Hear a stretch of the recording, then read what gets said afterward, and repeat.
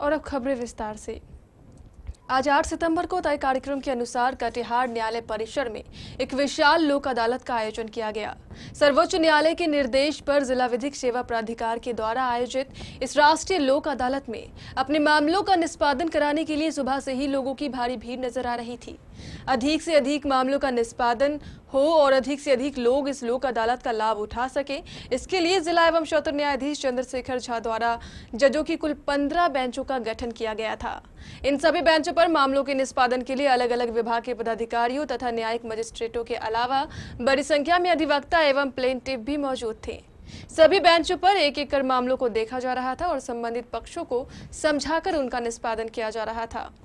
CGM court में 15 को disposal किया और 15 केस डिस्पोजल किया और एसडीजीएम कोर्ट में 5 केस डिस्पोजल किए। किस प्रकार डिस्पोजल करते हैं आप लोग? हम लोग समझौता के आधार पर केस का निष्पादन करते हैं। जैसे कोई जिसमें लड़ाई होता है, दोनों पार्टी को समझा के केस का निष्पादन करते हैं। कटिहार न्यायालय में मौजूद सरकारी विभागों में बिजली विभाग, बैंक एवं बीएसएनएल विभाग के अधिकारी प्रमुख थे।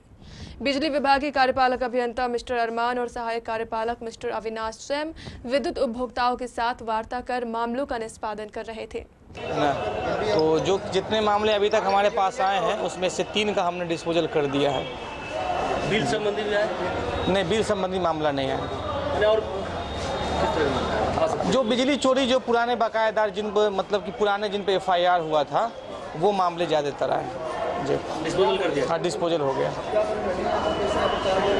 कितना फायदा होता सर इस तरह की लोक अदालत से? इससे लोक अदालत से तो फ़ायदा होता ही है कि एक बार आने पे मतलब कि वन टाइम सेटलमेंट क्लियर हो जाता है उपभोक्ता को। उधर सभी बैंकों के अधिकारी भी न्यायिक पदाधिकारियों के निर्देश पर बैंक संबंधित मामलों के निष्पादन में लगे थे। दिन भर चली इस राष्ट्रीय लोक अदालत में आज कुल 382 मामलों का निष्पादन किया गया, जिसमें 231 मामले बैंक से संबंधित थे। इस दौरान लोगों से 1 करोड़ 9 लाख की राशि भी वसूली गई। इस लोक अदालत का लाभ उठाने वाले उपभोक्ता काफी खुश नजर आ रहे थे। क्या केस था? मारपीट का केस था। कब हुआ था? 2 साल हो गया। तो यहाँ लोक अदालत में आके फायदा हुआ? फायदा आज फायदा हुआ। आज फायदा हुआ जी। क्या फायदा हुआ? फायदा हुआ, खत्म हो गया केस, खत्म हो गया। खत्म हो गया। पहले तो आते होंगे हमेशा जी लोक अदालत से। खूब फायदा हुआ क्या कि सुबह में खत्म हो गया। एक बार में खत्म हो गया? एक बार में खत्म हो गया। पहले में तो 5 साल लगता, 2 साल लगता, 3 साल लगता। मामला क्या था? मामला तो मारपीट का। उसी को जेल में दोनों सुलह कर लिए। हाँ। सभी उपभोक्ताओं ने हर महीने ऐसी राष्ट्रीय लोक अदालत के आयोजन की आवश्यकता पर बल दिया। बहुत फायदा। हम तो चाहते हैं जो अगर ये 3 महीना में होता है तो ये 2 महीना में हो, 1 महीना में हो और फायदा। किस तरह का फायदा हुआ? फायदा यही हुआ जो यहाँ आए, एक बात सिर्फ पूछा, केस खत्म कर दें तो कर दे, बस खत्म हो गया।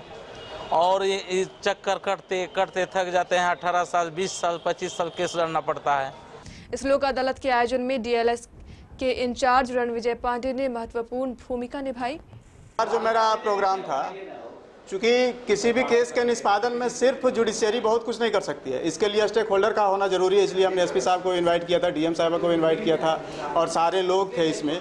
मेरा मेन पर्पस यही था कि जो बात यहाँ निबट सकता है, जो जैसे फैमिली कोर्ट का जो मैटर है 498 वगैरह, ये कहीं रिलीफ इसका नहीं मिलेगा। चूँकि एक पार्टी हारेगी, पति पत्नी का संबंध है, वो सिर्फ सुलह के आधार पे ही हो सकता है। और आप यकीन मानिए, पिछले 38 केस मेरे पास आए थे, जिसमें 18 केस में हमने समझौता के आधार पे उसको ख़त्म किया है। आज मेरे पास 15 बेंच हैं, जिसमें इसका है टोटल बैंक के रिकवरी के केसेज हैं, बीएसएनएल के केसेज हैं, हर कोर्ट के जो कंपाउंडेबल केसेज हैं वो हैं। और इस तरह से 15 बेंच में, हर बेंच में एक एक ऑफिसर हैं, एक एक वकील साहब हैं, एक एक पैरालीगल वॉलंटियर है।